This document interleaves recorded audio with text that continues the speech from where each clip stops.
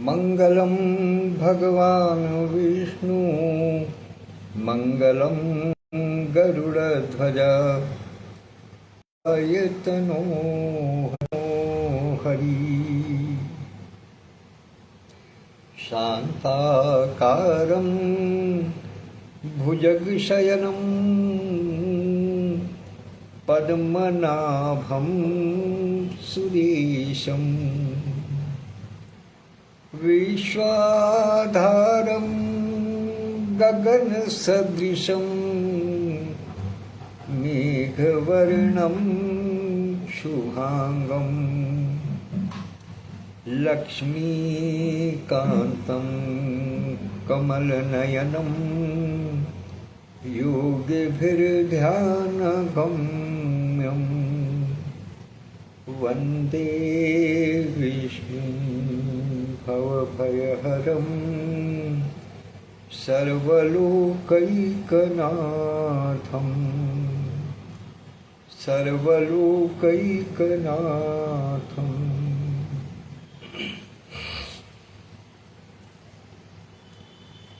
आज गुरुवार का दिन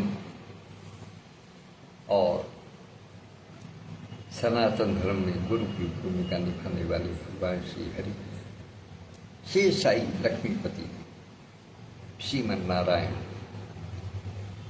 श्री हरि का दिवस है। उनको सादर प्रणाम करते हुए अपने सभी साथियों, परिजनों, गुरुजनों, परिचितों, रिश्ते नातेदारों के जीवन में सुख, संपदा, सौभाग्य और स्वास्थ्य की कामना करता हूँ।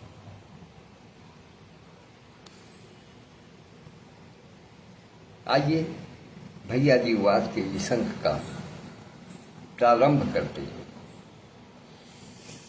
और प्रारंभ करते हैं कुछ चिंतन का, जो आजकल अति आवश्यक हो गया है। विशेष चिंतन इसलिए आवश्यक है कि हम अपनी स्थिति को समझ सकें, हम अपने व्यवहार को जान सकें, हम अपनी क्षमताओं को पहचान सकें, हम अपने कर्तव्यों को पहचान सकें, अपनी दक्षताओं को जान सकें। ये समय ऐसा आ गया है क्योंकि ये कलयुग है, ये मशीनी युग है। कलमनी मशीनी, ये मशीनी युग है, लेकिन मशीन को चलाने वाला भी मनुष्य है। यदि मनुष्य की मानसिकता अपने आप में ठीक नहीं होगी तो मशीन भी ठीक काम नहीं कर पाएगी। कलयुग है निश्चित रूप से, मशीनें बहुत काम करती हैं, किंतु मशीन काम करती है मनुष्य के निर्देशन पर। इसलिए मुख्य भूमिका में फिर भी मनुष्य ही आ जाता है, मुख्य भूमिका में मनुष्य आ जाता है।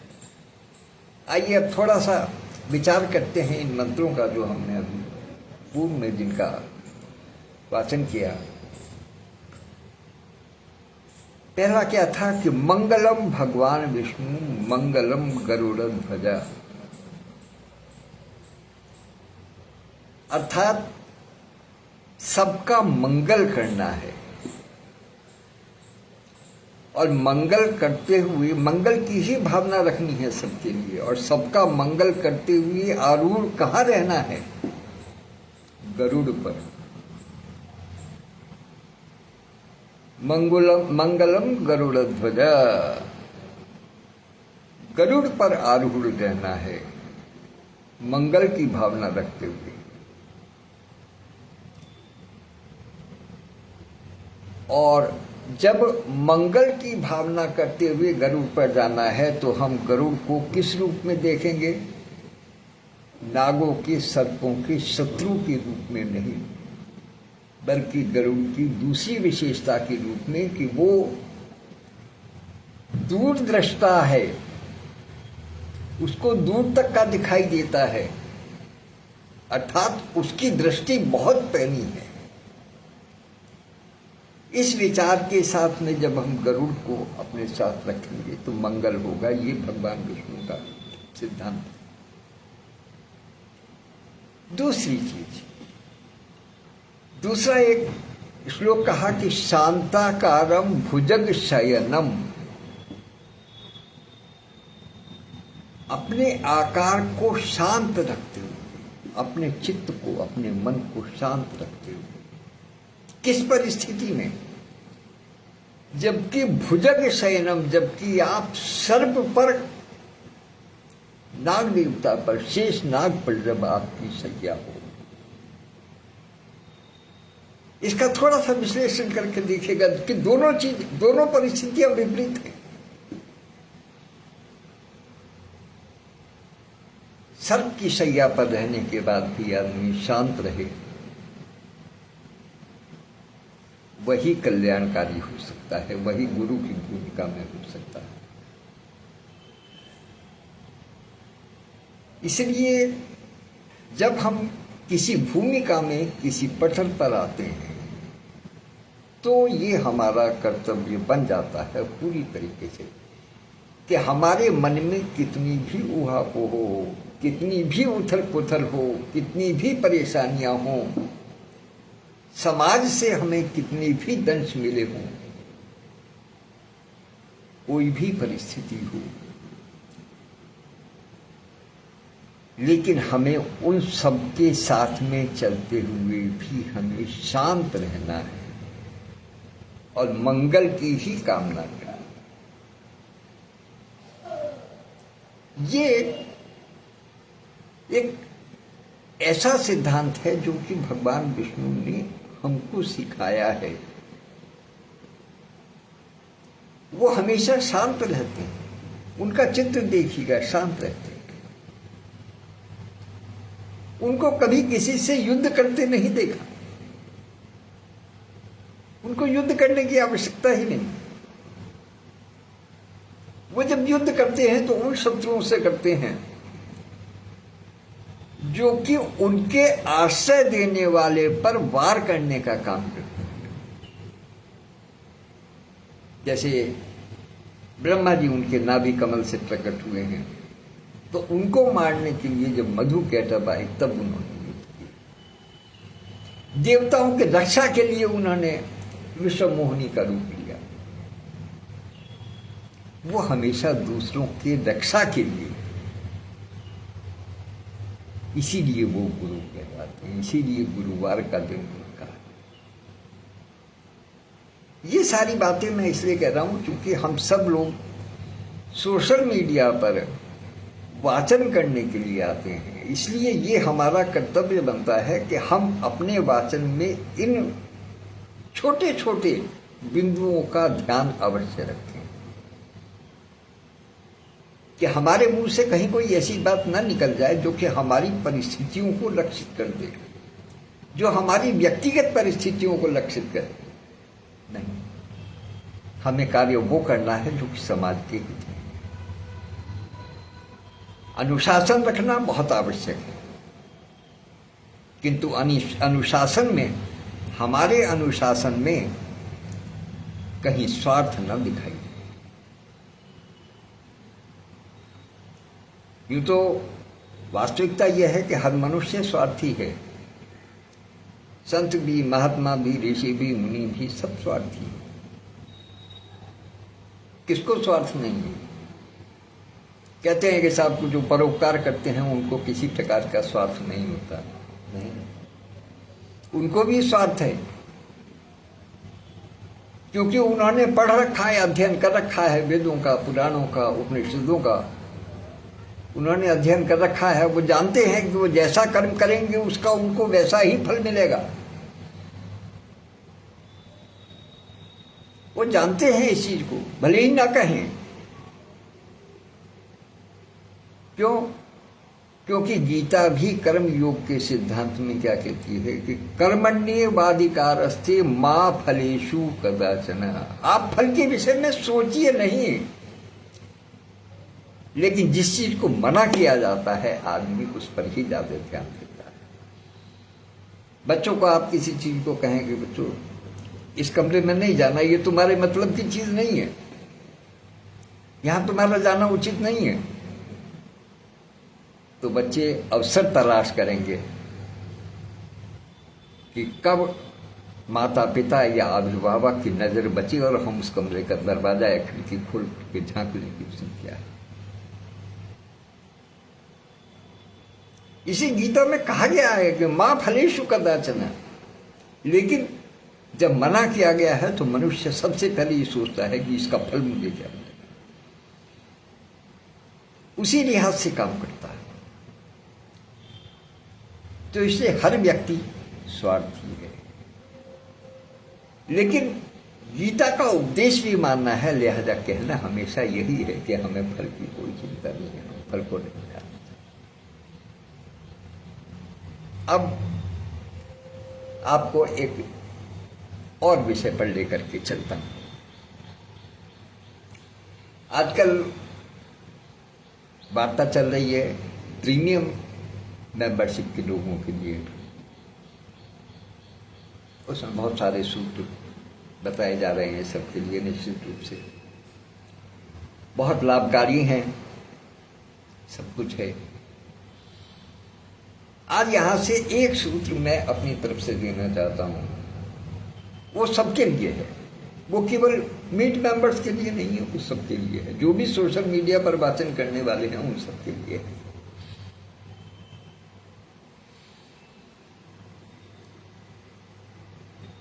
तो मेरे भाई दिनेश कुमार शांडिल्य जी कहते हैं, परिणाम सर, सॉरी प्रणाम, हिंदी मेरी कमजोर है। और खूबसूरती की बात यह है कि वो हिंदी में जब लेख लिखते हैं पत्र पत्रिकाओं में तो हाथों हाथ उनको छाप लिया जाता है। तो ऐसा नहीं है, मेरे भाई बहुत हंसमुख प्रवृत्ति के हैं। हाँ, तो मैं बता रहा था कि आपको कुछ एक सूत्र जो पिछले दिनों जो मैंने वाचन सुने, वहां से कोई एक बात मेरी बात आती है मेरे संज्ञान में कि वाचन किस प्रकार से सुधर सकता है।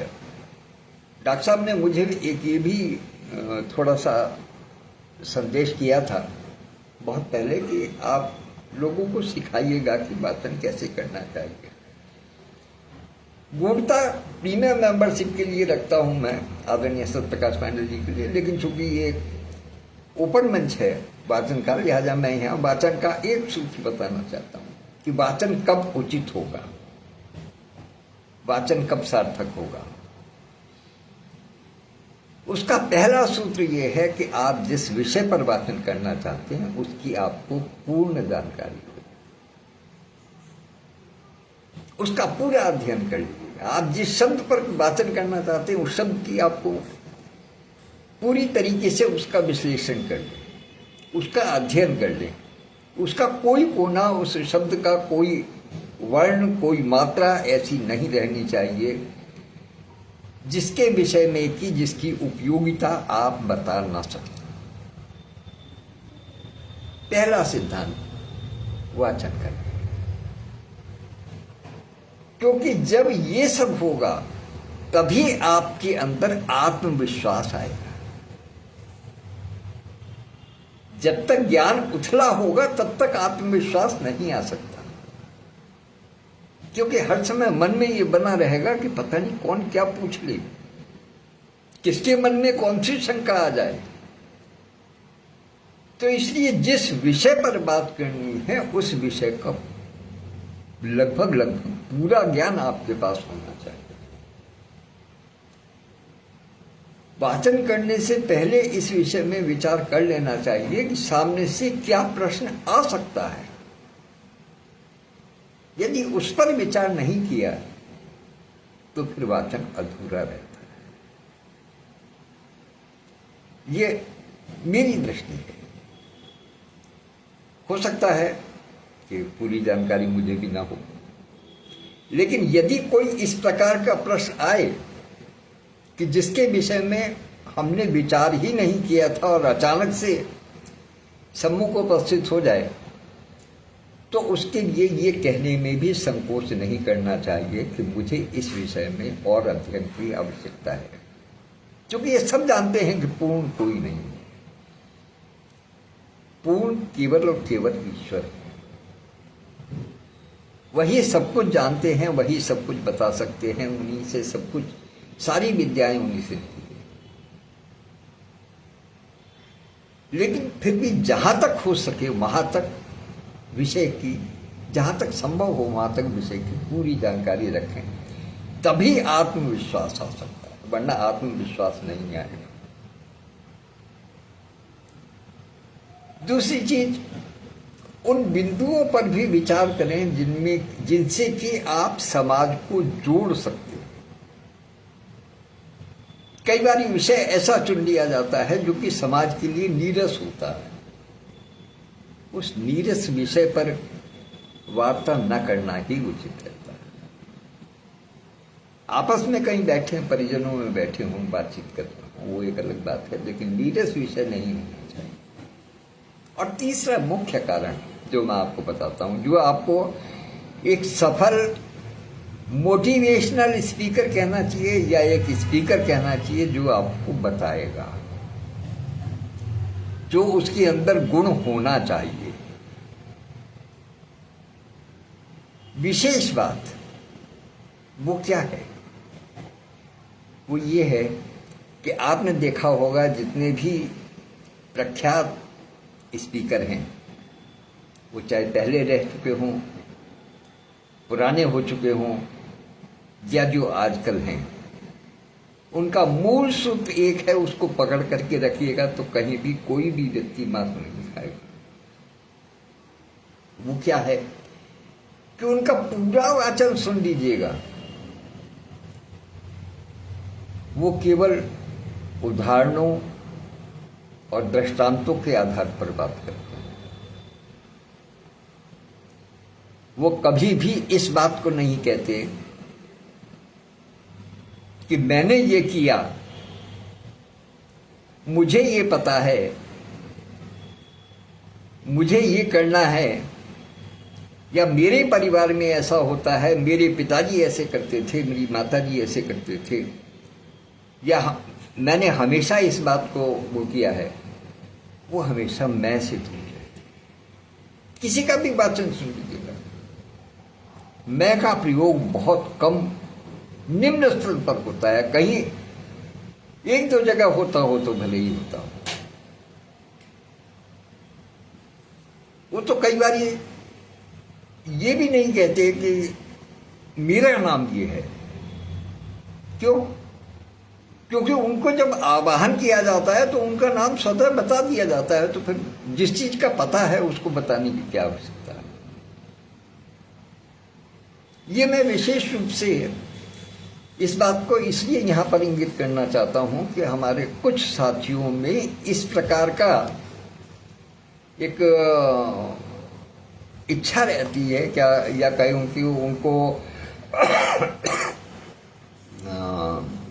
उनको एक आगे बढ़ने के लिए एक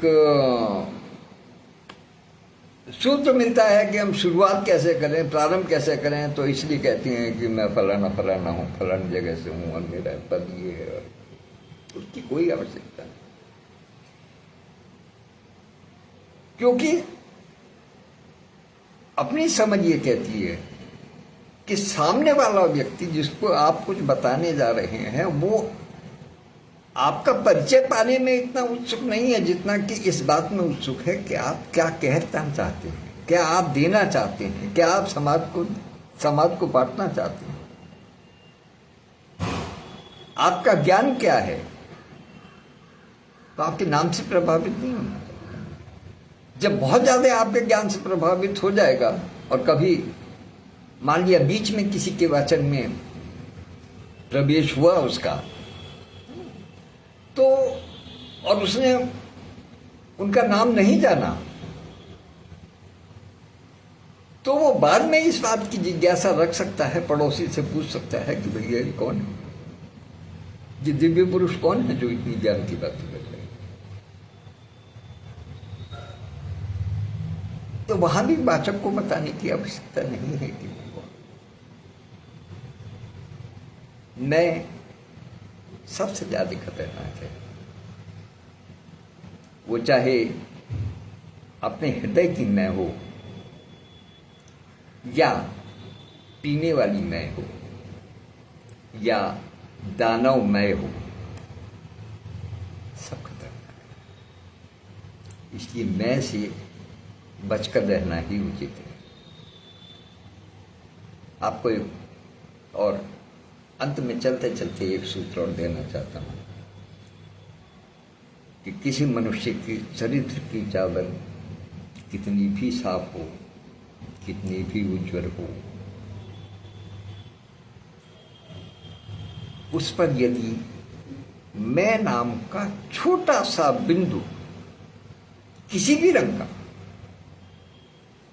उस पर यदि लगा दिया जाए या लग जाए, किसी भी कारण से लग जाए उसके ऊपर, तो फिर देखने वाले चाहे कितने भी प्रबुद्ध हों, चाहे कैसे भी हों, लेकिन उनकी निगाह हमेशा उस बिंदु पर ही जाएगी। वो पूरे चादर की उज्ज्वलता, उसकी उजास को, उसकी चारित्रिक बल को, उसकी किसी भी चीज को ध्यान नहीं जाएगा, किसी का ध्यान जाएगा ही नहीं। ध्यान हमेशा उस बिंदु पर जाएगा जो कि लग गया है। इसलिए प्रयास करें कि जो बिंदु है वो न लगे, और सबसे अच्छा मैं का बिंदु है, क्योंकि वो अक्सर लग जाता है। अक्सर हम बातचीत में ये कहते हैं कि मेरा ऐसा मत है, या मैं अमुक व्यक्ति हूं, या मेरे घर में ऐसा होता है, मेरी मान्यता ये है। वो जब मैं पर आ जाता है, जब वो मैं की परिस्थिति में उलझ जाता है, तो फिर समाज के लिए बड़ी दिक्कत हो जाती है, क्योंकि समाज को फिर मैं दिखाई देता है, फिर ये नहीं दिखाई देता कि वो कर क्या रहे हैं, उनका उद्देश्य क्या है, उनका लक्ष्य क्या है। लेकिन एक वो मैं नाम का जो पुर्जा है, वो पूरी मशीनरी में लगातार खड़खड़ खड़खड़ खड़खड़ खड़खड़ करता रहता है, और उससे समाज के उदासीन होने का खतरा बन जाता है। तो ये मैंने आज कुछ थोड़ा सा ही बताने का प्रयास किया कि वाचन को किस स्तर पर, किस प्रकार से ले जाना चाहिए। प्रयास करें सभी, किसी एक के लिए नहीं, मैं सबके लिए कह रहा हूं कि यदि आपको उन्नति करनी है तो मैं का परित्याग और उसका उद्बोधन में कम से कम प्रयोग, ये सबसे उत्तम है, उचित है। धन्यवाद, नमस्कार। कल कोई और सिद्धांत लेकर के आऊंगा, क्योंकि सिद्धांत तो दुनिया में भरे पड़े हैं, भरे पड़े हैं सिद्धांत दुनिया में। जहां से जो सिद्धांत मिल जाए उसी को सीख लीजिए। प्रणाम, नमस्कार। आप सबका दिन मंगलमय हो। कल इसी समय फिर उपस्थित होगा, तब तक के लिए।